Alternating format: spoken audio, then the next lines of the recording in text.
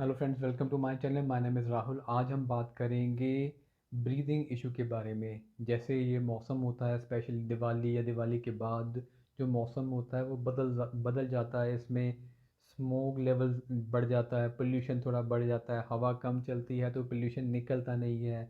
और खेतों में वो आग जलाते हैं, पराली जो आग लगाते हैं उसकी वजह से काफ़ी पोल्यूशन क्रिएट होता है, जो एक तरह से अटक जाता है और ना हवा चलने की वजह से वो पोल्यूशन निकलता नहीं है। तो फिर जब आप वो हवा सूंघते हैं तो आपको ब्रीदिंग इशू क्रिएट हो जाते हैं। आपको ऐसा लगता है कि आप ब्रीद नहीं कर पा रहे, सांस ले नहीं पा रहे, काफ़ी चेस्ट हैवी फील होती है। तो इसके लिए कुछ सप्लीमेंट्स हैं जो अगर आप लेते हैं तो आपकी इम्यूनिटी बूस्ट अप होगी, तो उससे आपको ये ब्रीदिंग में काफ़ी रिलीफ मिलेगा। तो इसमें सबसे पहले बात कर लेते हैं विटामिन बी 1 की। एक्चुअली विटामिन बी जो है, बी कॉम्प्लेक्स के जितने भी विटामिन हैं सारे बहुत इंपॉर्टेंट होते हैं। इसमें विटामिन बी 1 जो है वो स्पेशली नर्व्स के लिए होता है, नर्वस सिस्टम के लिए होता है, वेस्कुलर सिस्टम के लिए होता है, प्रॉपर हार्ट की फंक्शनिंग के लिए होता है। ये विटामिन बी 1 बड़ा इंपॉर्टेंट है आपके लंग्स के लिए भी। तो इसके बाद आप ले सकते हैं विटामिन बी 7।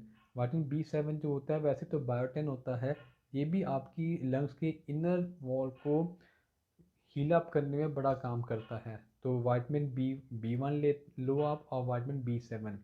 और कुछ लोगों का ऐसा होता है कि अगर उनका एसिड कम है, पेट में अगर एसिड कम है तो भी उनको ब्रीदिंग इशू क्रिएट हो सकता है। या फिर अगर उनका एसिड ज़्यादा है तो भी उनको ब्रीदिंग इशू क्रिएट होता है। अगर आपका एसिड कम है तो आपका खाना डाइजेस्ट नहीं होता होगा, तो आपको एक तरह से बर्प टाइप का अटका रहता होगा।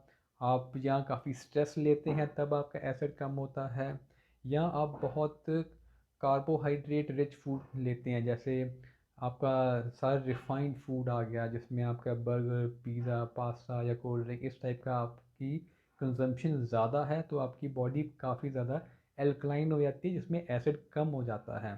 तो इस केस में भी लोगों को ब्रीदिंग इशू क्रिएट होते हैं। अगर आपको ऐसा कुछ होता है तो आप उस केस में ले सकते हैं HCl करके एक सप्लीमेंट आता है जिसका नाम है हाइड्रोक्लोरिक एसिड, बिटीन हाइड्रोक्लोरिक एसिड। ये एसिड होता है जो आपका पेट का स्टमक एसिड बढ़ाता है।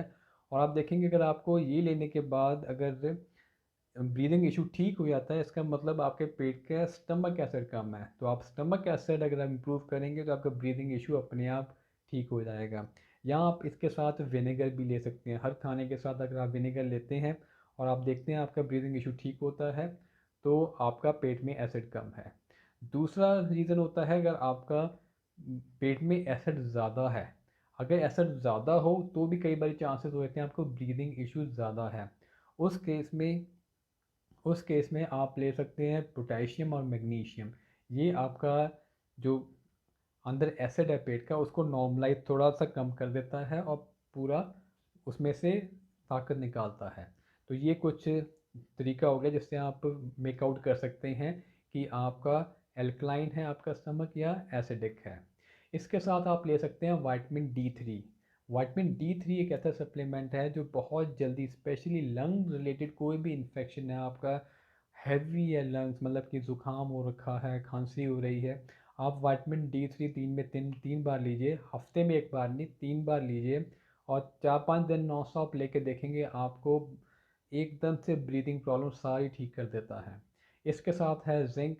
जिंक जो होता है एंटी माइक्रोबियल होता है, एंटी वायरल होता है, आपकी इम्यूनिटी बूस्ट करने में बहुत काम आता है। स्पेशली नेज़ल जहाँ से लेकर चेस्ट तक जितना इन्फेक्शन होता है, जिंक बहुत जल्दी उसको ठीक रिकवर करता है। इसके साथ आपने लेना है विटामिन C का सप्लीमेंट जो आपकी इम्यूनिटी बूस्ट करता है। और विटामिन ई भी लंग्स के लिए बहुत अच्छा होता है। विटामिन E जो होता है वो स्पेशली अगर आपको लंग इन्फेक्शन भी है काफ़ी ज़्यादा, उसमें वो बहुत काम करता है। विटामिन E में एक स्पेशल फॉर्म आती है टोकोट्रिनोल्स करके। अगर आप ये पर्टिकुलर फॉर्म लेते हैं तो ये बहुत इफ़ेक्टिव है दूसरी नॉर्मल फॉर्म से। तो ये कुछ सप्लीमेंट है जो आप अपनी डाइट में ऐड ऑन करिए, आप देखेंगे आपको ब्रीदिंग इश्यूज स्पेशली इस समर में जो आने वाले हैं वो आएंगे नहीं। अगर आ गए हैं तो अगर आप सप्लीमेंट लीजिए आपको बहुत जल्दी रिकवर हो जाएंगे। तो आपको मेरा आज का टॉपिक कैसा लगा? आप इसको लाइक करिए, शेयर करिए और सब्सक्राइब करिए। Thank you.